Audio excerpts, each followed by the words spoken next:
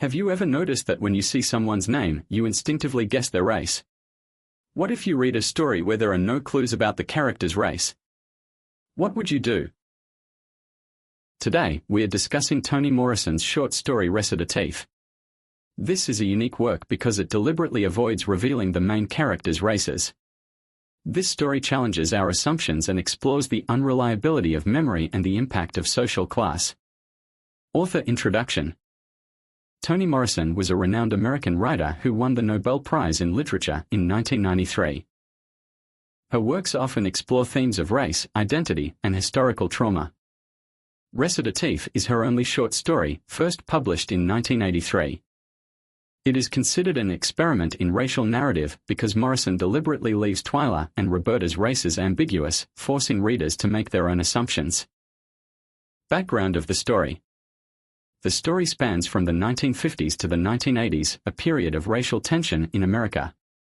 Key historical events include segregation laws, the civil rights movement, and the busing policy of the 1970s, which aimed to integrate schools racially. These historical factors influence the characters' lives and decisions.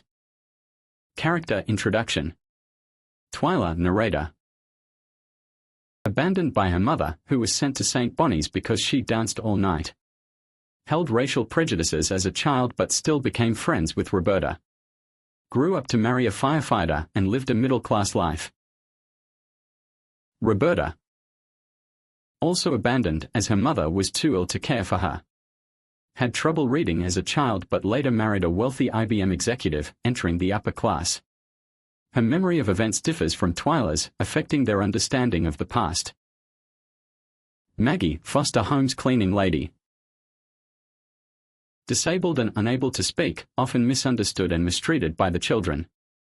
A significant symbol in the story, representing marginalized and voiceless groups. Twyla's mother, Mary. Unstable and possibly struggles with alcohol, unable to provide a secure home for Twyla. Roberta's mother.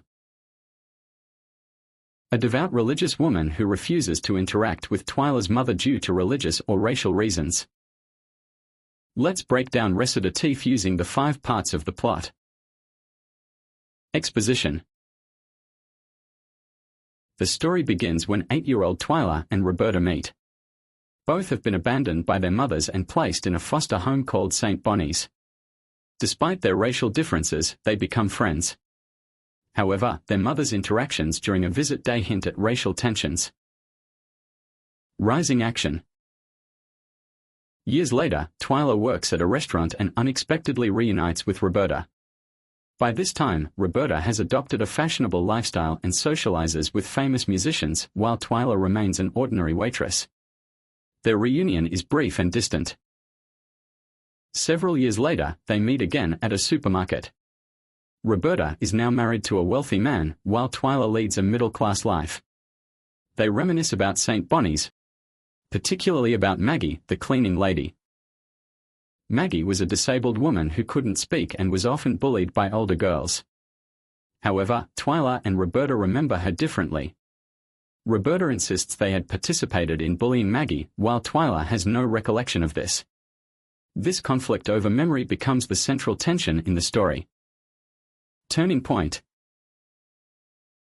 Years later, they meet again at a school desegregation protest. Roberta opposes integration, while Twyla remains unsure about the situation. Their political stances reflect how race and class shape individual perspectives. During their argument, Maggie is brought up again. Roberta angrily accuses Twyla of also taking part in Maggie's mistreatment. This accusation unsettles Twyla, making her question her own memory. Falling action. Twyla begins to realize that Maggie might symbolize all those who cannot speak up for themselves. Whether oppressed racial groups, marginalized individuals, or even their younger selves. Conclusion. At the end of the story, Roberta asks Twyla, "Was Maggie one of us?"